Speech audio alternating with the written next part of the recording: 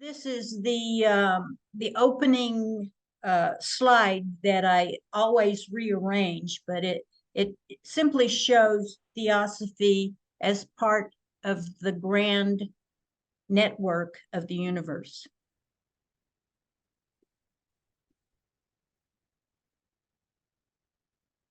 And for some reason, there we go. There we go.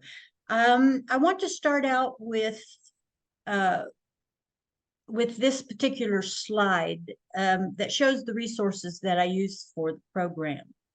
There are so many books, CDs, DVDs, YouTube programs, seminars, conventions, and retreats that sometimes becomes an enormous and confusing task to undertake any type of involved research.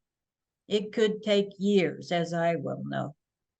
But here we're dealing with the concept of wisdom, and there are known resources that can generally get us started and possibly lead to a life of studying, meditation, and service, if we choose to awaken from mundane existence and find our way forward toward understanding and living in the light of the highest aspects of spiritual realities. The primary resource that I want to mention is Man, God, and the Universe.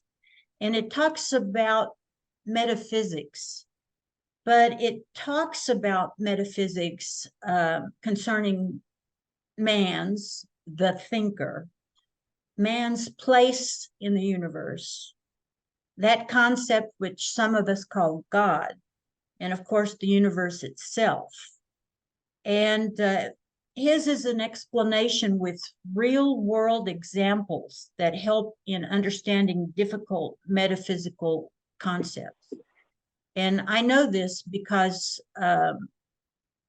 there are tons of metaphysical concepts out there that just fries my brain if I try to think about it. So I do actually need help with this. The next resource is a book called Self-Culture by I.K. Taimni. And it provides practical methods for the development of our own physical, emotional, and mental bodies and principles through our own efforts. No one else can do this, only we. And this I think is the major textbook for conscious evolutionary growth. When we begin to look into these things, we start modifying our psyche. We start changing ourselves. We start looking at the world in different ways. And when we do this, the evolutionary process no longer is unconscious. We start to take an actual conscious role in our own development. Taking self-culture to heart speeds up the evolutionary process for the individual who attempts to change themselves.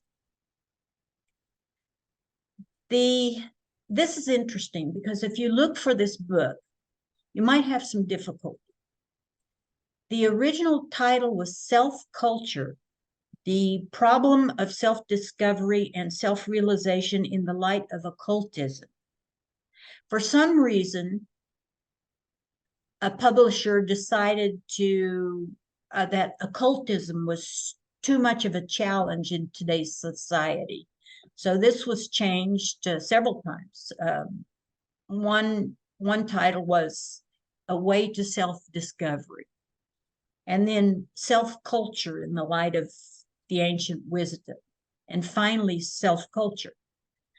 So if you want to find it, it is out there, but the one that's most difficult to find is the one that is subtitled The Problem of Self-Discovery and Self-Realization in the Light of Occultism.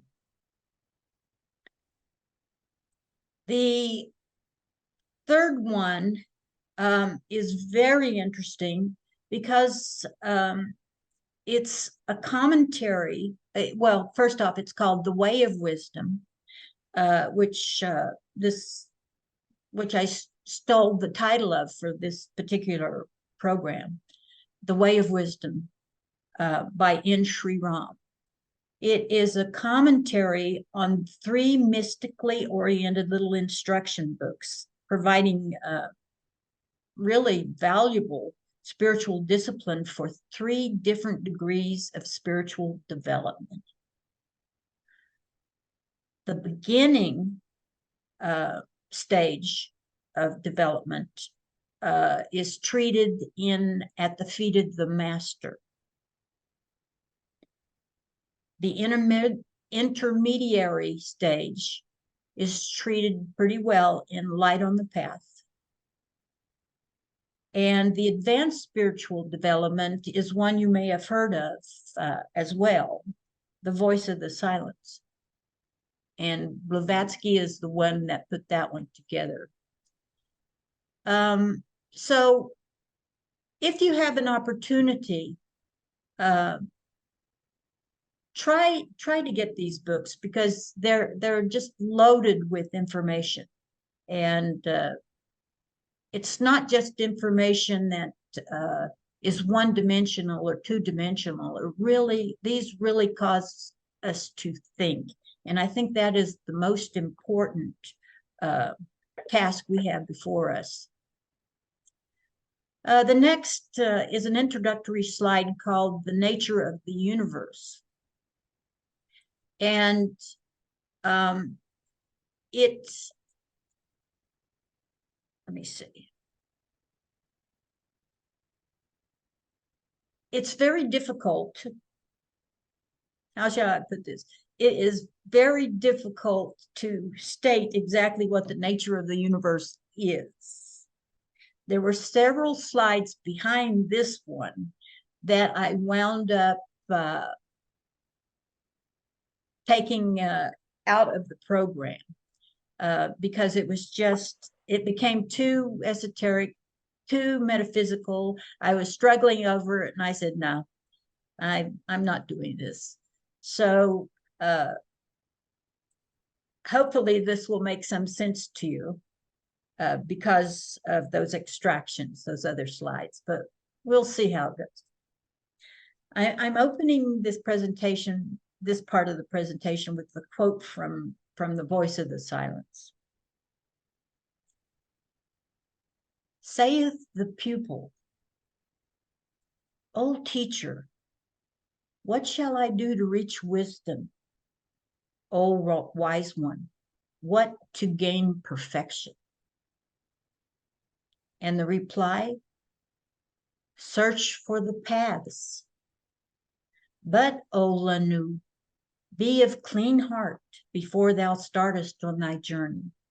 Before thou takest thy first step, learn to discern the real from the false, the ever-fleeting from the everlasting.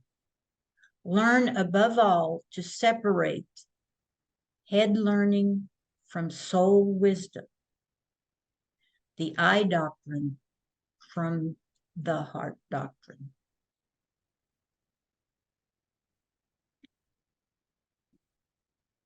Our task is the realization of the oneness of existence through the practice of spiritual virtues. This one slide sums up the 4 slides that I actually extracted from this program. Our task is the realization of the oneness of existence through the practice of spiritual virtues.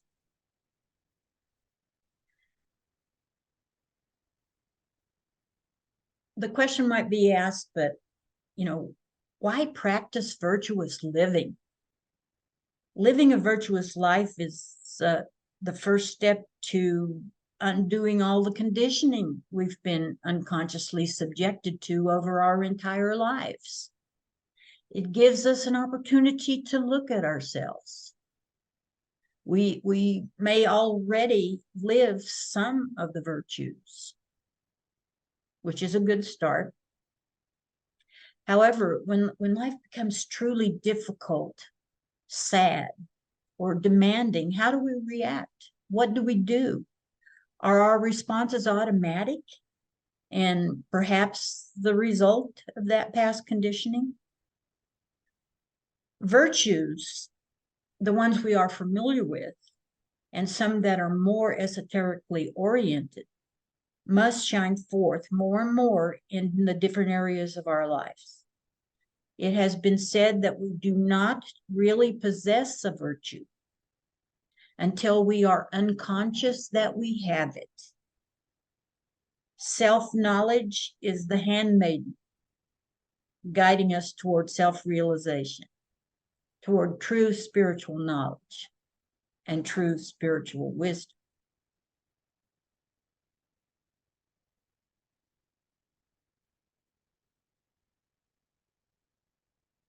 This title is jnana.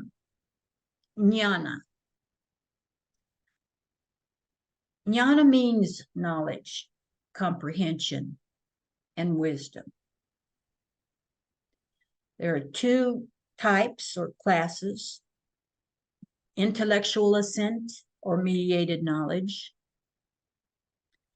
and actual realization.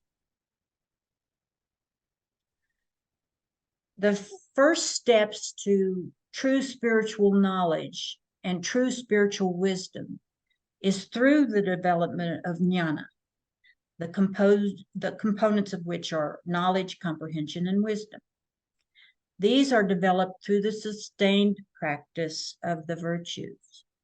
Sustained practice, hour by hour, day by day. The knowledge spoken of here as jnana is of two kinds, as mentioned: mediated or ordinary intellectual knowledge, the knowledge we have found out there, and direct or immediate knowledge. And this is a degree of enlightenment, and we find that inside. It comes from within. The first to consider is intellectual assent, which is also called mediated knowledge. And this is where we begin, or may have already begun, our individual spiritual quest, if we believe we are on one, or if we want to be on, whether we consciously realize this or not.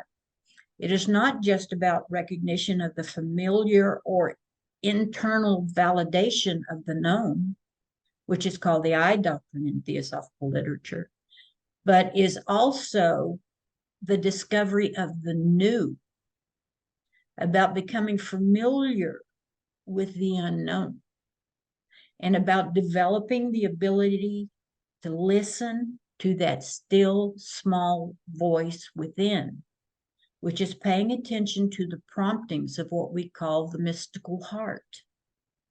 This is the core of the heart doctrine.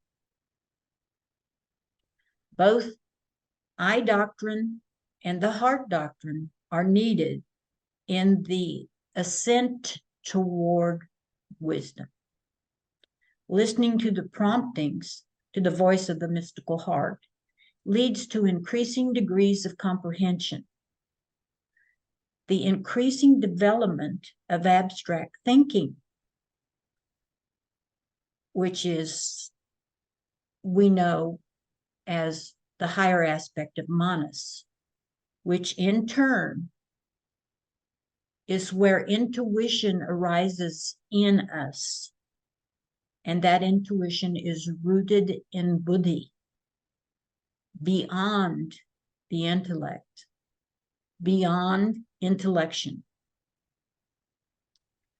The blossoming of intuition, or seeing the aspects of universal truth in flashes, and we've all heard of this, and perhaps we've all experienced it as well, is the early beginning of an actual realization of it.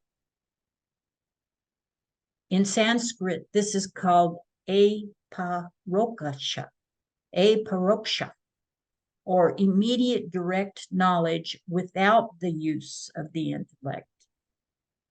Spiritual disciplines such as advanced yoga practices can lead to full enlightenment and liberation from karmic effects and the resultant ceaseless rounds of reincarnation. This process leading to experiencing the truth of existence is called evolution. That subject all by itself, evolution, which is broken down into involution and evolution, and involves the chains, the rounds, the globes, is an extraordinarily broad subject. And it would take years to fully understand what has just been presented as outlines in the Secret Doctrine and other Theosophical literature. Evolution. Evolution can be automatic and unconscious, which is the way it is for the vast majority of humanity, but not only that, for instance, the rest of the universe that consists of, at least let's start with the material plane, with rocks, stones, minerals, plants, and animals. They are all unconsciously a part of the evolution of the universe.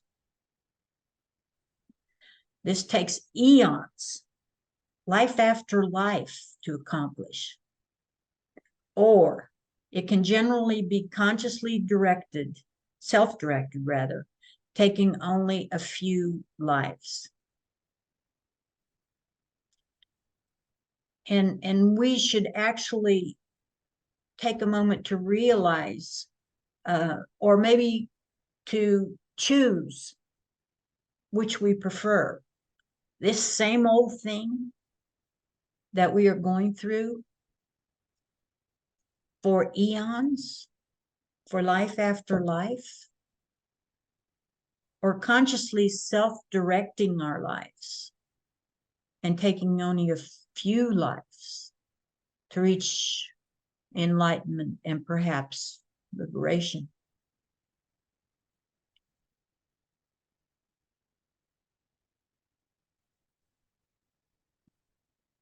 This comes to the question of who we are. It's said that we are, at the very core of our being, the monad. But here is a quote from the Secret Doctrine, Volume 1, Part 1, Section 1, under Additional Facts and Explanations. It stands to reason that a monad cannot either progress or develop or even be affected by the changes of states it passes through. Well, that obviously is not us. It is not of this world or plane, and may be compared only to an indestructible star of divine light and fire. It's a little hard to believe that we have that in us, that is our true nature, our highest self, and that we are in and of it. Our core identity is as a monad. Monads are an individual part of the integrated whole. The monad is an emanation and reflection of the point or the logos or reality at the highest levels of existence. So let us ask the question. If our core identity is as a monad, but if monads cannot progress or develop, what is it then that must progress, develop, and evolve.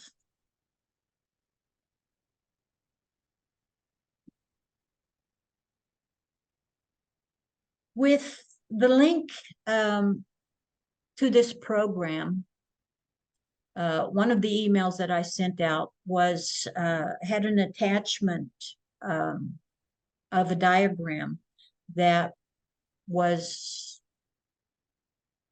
in one of the books written by I.K. Taimni. That book was Man, God, and the Universe.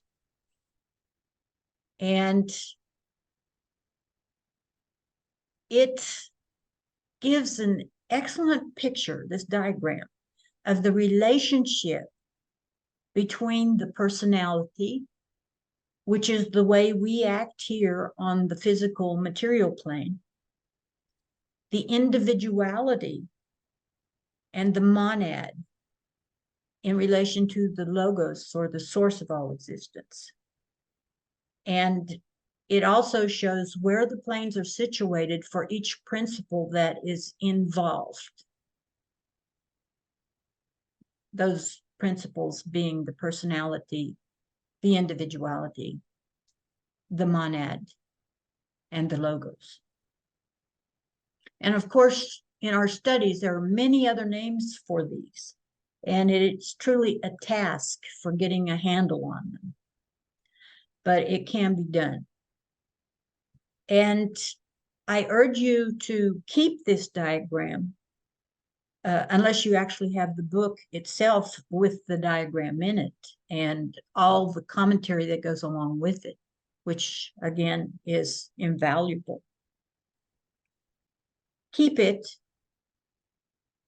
and when you have a question about what's going on here, how does that fit in with what? This might help. In the book, Man, God, and the Universe, along with this diagram, Taimni gives us, I believe it is 6 points to consider that may not be found in the particular diagram, which is really where the value of those commentaries lie. It's an expansion of, and he has many diagrams in the book. This one is an expansion of this particular one. The first point that he makes is that the consciousness aspect functioning through all the various principles in this diagram, or that's being referred to in this diagram, is one and the same. The consciousness aspect functioning through all the various principles is one and the same. And look at the magnitude of this. The second point is, if we go from the periphery, that means the outer edge, to the center, the vehicles become less and less material and complex, and consciousness becomes increasingly predominant and all-inclusive. Consciousness working in sets of 3 in the personality and in the individuality is a unity, even though on different planes. And this means that they are inseparable and work together as an element of the universe. This unity, however, is subordinate to and is controlled within the larger unity of the next higher manifestation. And what would that be? It would be the monad.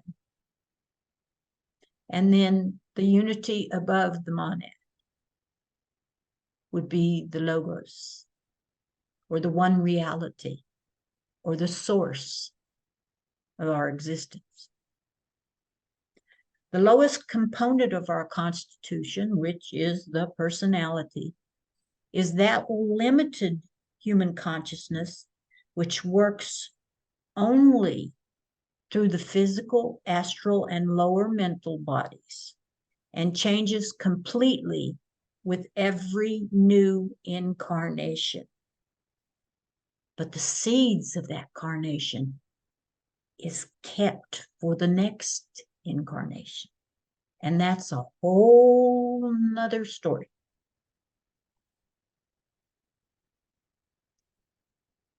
And again, the next higher component, we go back to the individuality, is also called the ego or the higher self. And we've all heard this if we have studied theosophy to any extent. It works through the causal body, Buddhic, and atmic vehicles. The individuality represents that spiritual element in the human being and is the immortal self that endures from life to life and gradually unfolds all the mental and spiritual attributes and powers from within itself during that long period of human evolution. And the final and sixth point that Taimni makes is that next above the individuality, as I mentioned earlier, exists the monad in all its unconditioned glory. It is the highest aspect of our nature. The monad is above time, exists in the eternal, and is one in essence with the logos, while its shadow, the personality, is mired for how long? In the karmic causes and effects created by its own unconscious ignorance on the material, most limited plane of existence.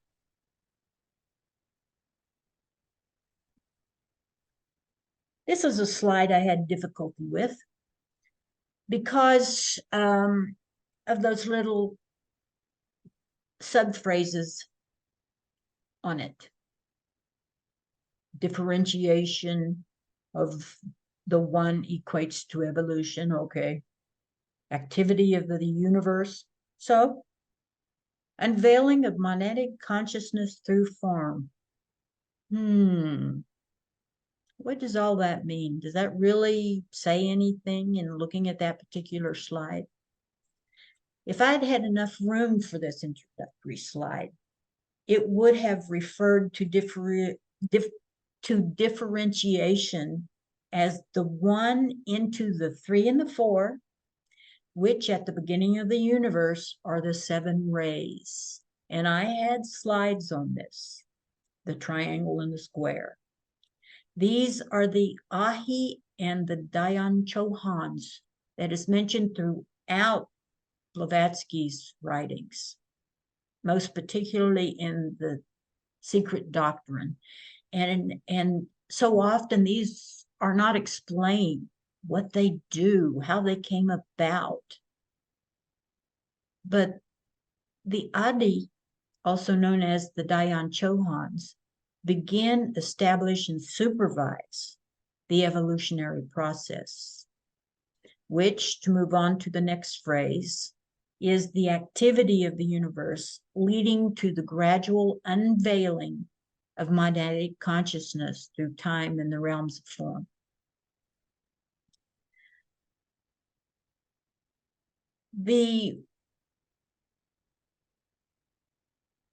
Let me go back to the slide. Who's that on the left? That is an image of Thoth, who I have some sort of strange affinity with. I like the dude. I like this god. He is the god of the moon, oddly enough, of sacred texts, mathematics, the sciences, magic, messenger and recorder for the deities, master of knowledge, and patron of scribes. His Egyptian name was Jehudi, and I love that name, Jehudi, which means he who is like the ibis. The ibis was an early form of Thoth, and it predominantly symbolized the human soul and was connected with the afterlife. with transit between the worlds of the dead and the living, and with purity. Because the ibis raises its young in colonies, it's also associated with socialization and cooperation. Do we need those traits in today's world? These traits are sorely needed in today's world.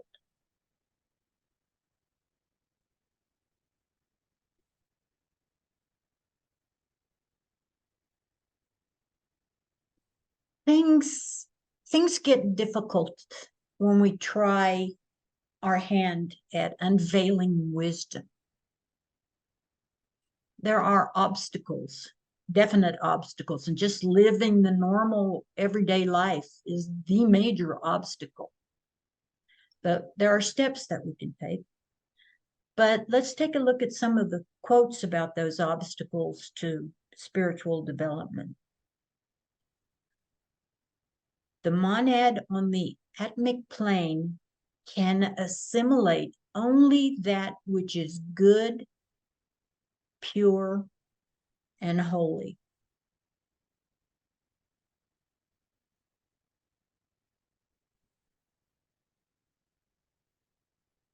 By personal purity and earnest meditation, we overleap the limits of the worlds of desire and of form.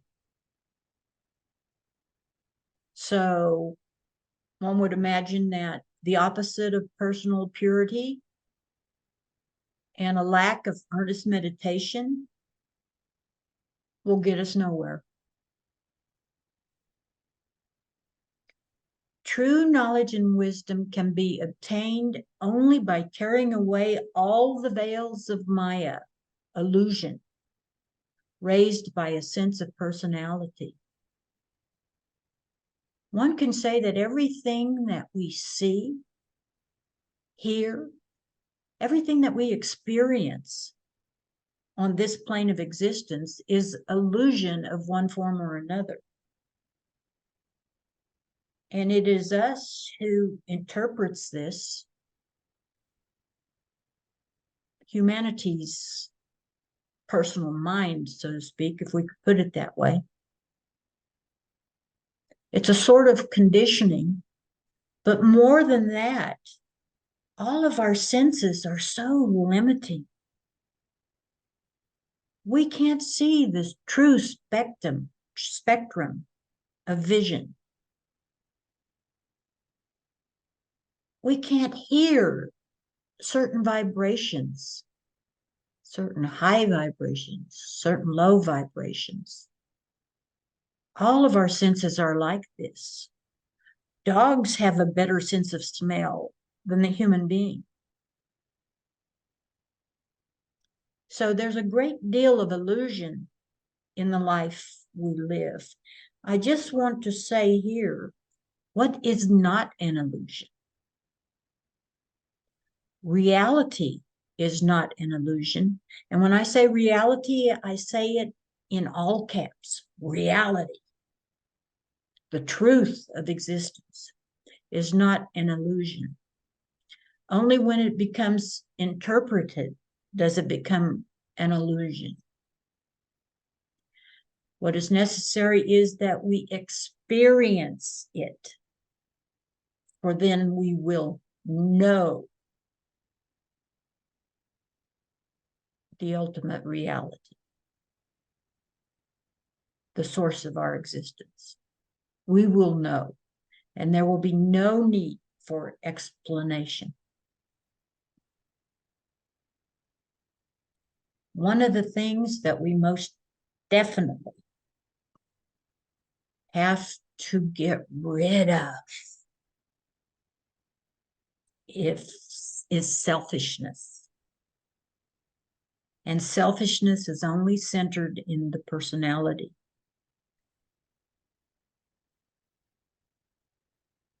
Unless self-purification is attained, spiritual wisdom is unattainable. And that is, after all, the topic of this presentation.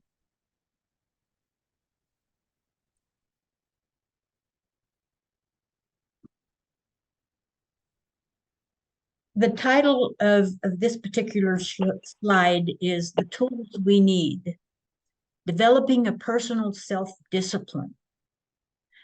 I don't even know, well, I do know.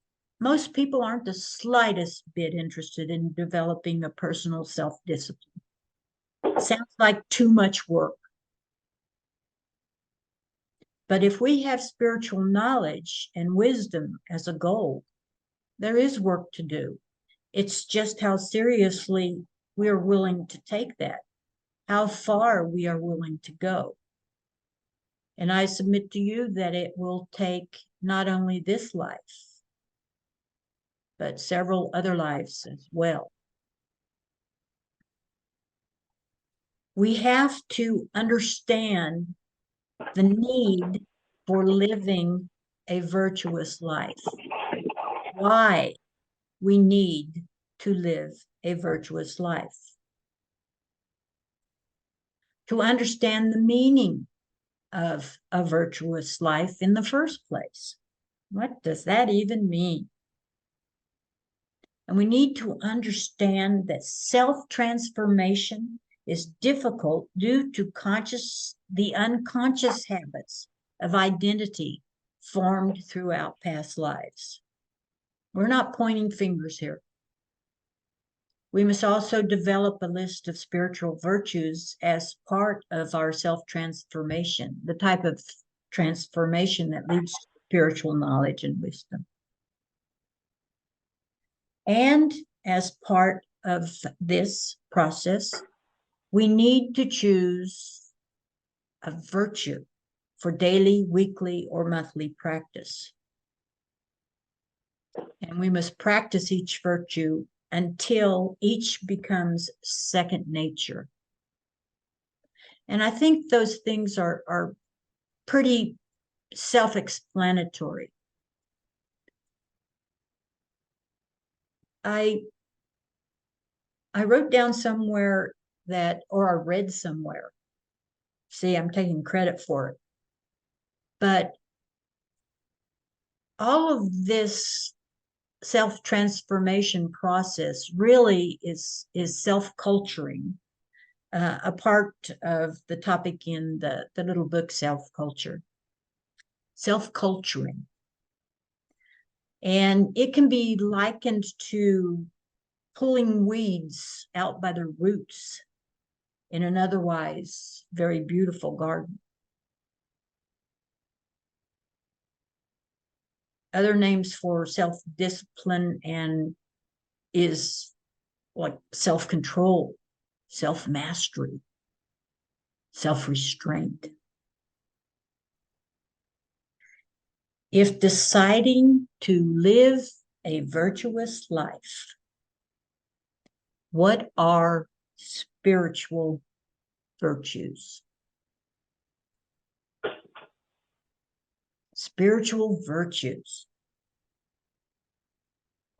All religions have them. It's not a surprise. But does it matter that all religions have them?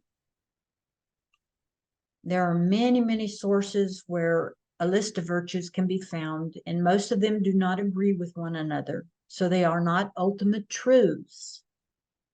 So if they're not ultimate truths, then we have to find the ones that have meaning for us.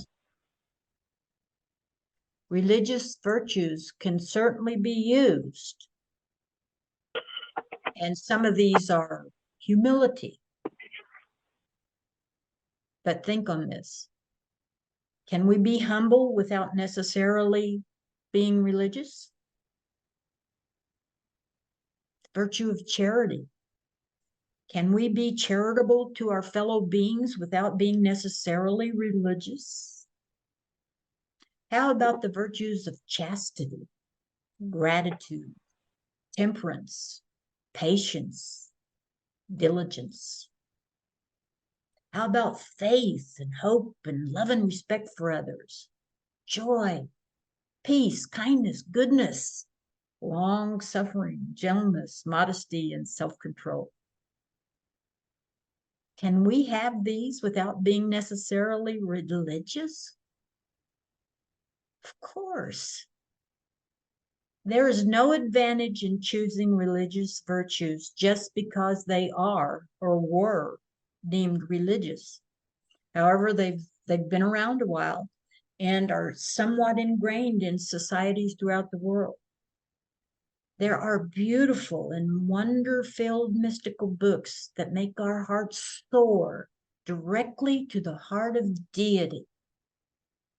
These books, full of virtues and religious devotions, are exceptional. And they work to raise not only our hearts, but our consciousness to the heights the personality can never experience.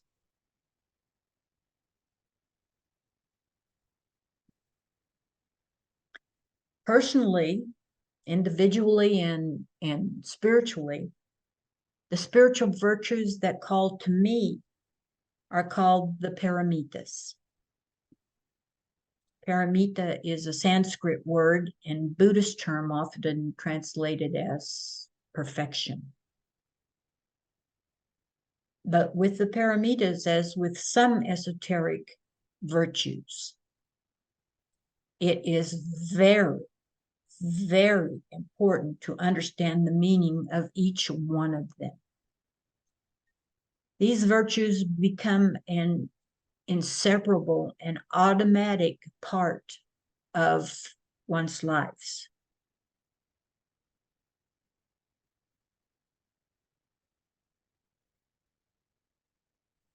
Spiritual perfection is the goal.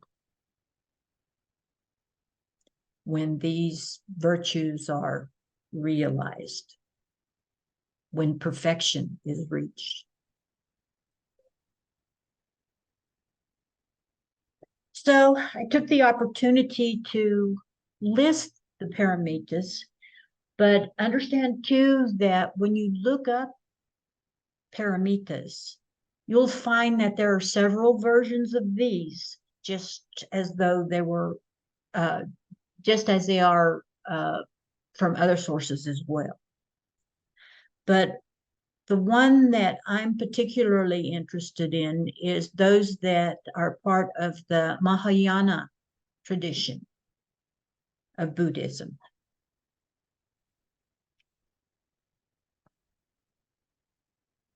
The list of 6, and let me put these up, I'll read them as we go, is generosity. Let me mention that there are 6 and 10, as the title states, and why there are 6 and 10, and what these the idea that there are 6 and then there are 10 or 4 more, what this actually refers to. So the first 6 in Mahayana Buddhism is generosity, morality, patience, vigor, concentration, and wisdom. How do you practice generosity, morality, patience, vigor, concentration, and wisdom? Perhaps these are referring to the ultimate step. But that's why we have to understand the meanings of these.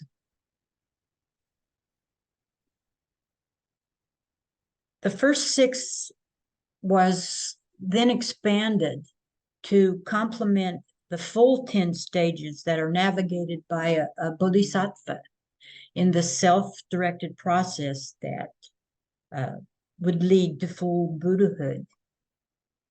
Bodhisattva is defined as one who has attained the essence of wisdom, an awakened one. Self-control as part of a spiritual discipline is very daunting, very difficult to sustain, and many fail, at least for 1 or 2 lifetimes. but there is always hope. And let me list those 4 that are primarily for the bodhisattva in us, or for the potential bodhisattva within us. Skill in means, skillful means. Okay. Resolution, being resolute about what? Strength and knowledge. Obtaining these virtues will lead to perfection.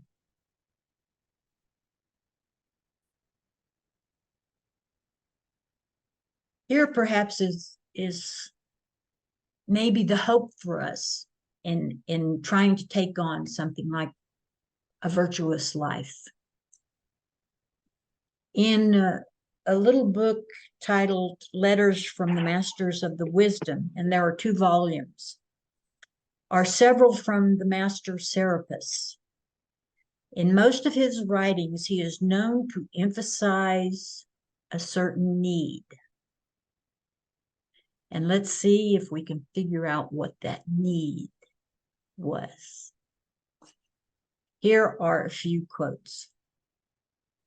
It is easy to try, and even to try to follow the path of Buddha.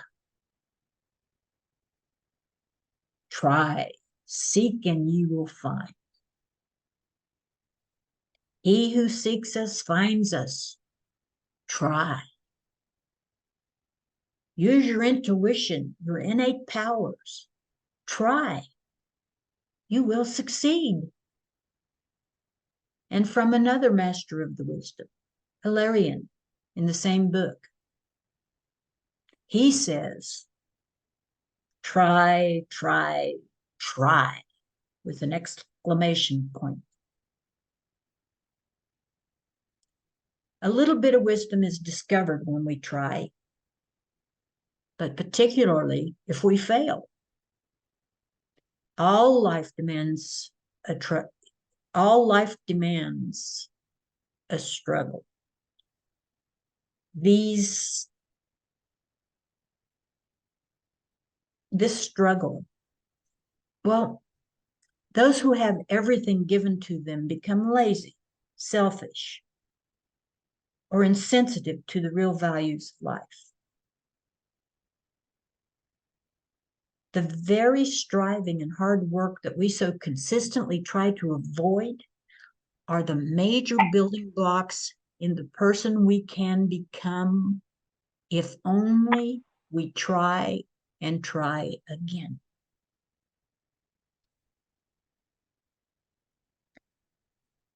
So this comes to our final slide.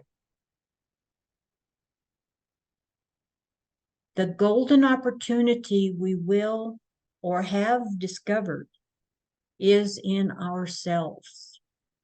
It is not in our environment. It is not in luck or chance or through the help of others. It is in ourselves alone. Let us grasp it and find the way to the wisdom that abides within. And as a part of this, I offer sort of a final summation, in part excerpted from an article in Theosophy Forward titled The Eye in the Heart Doctrine.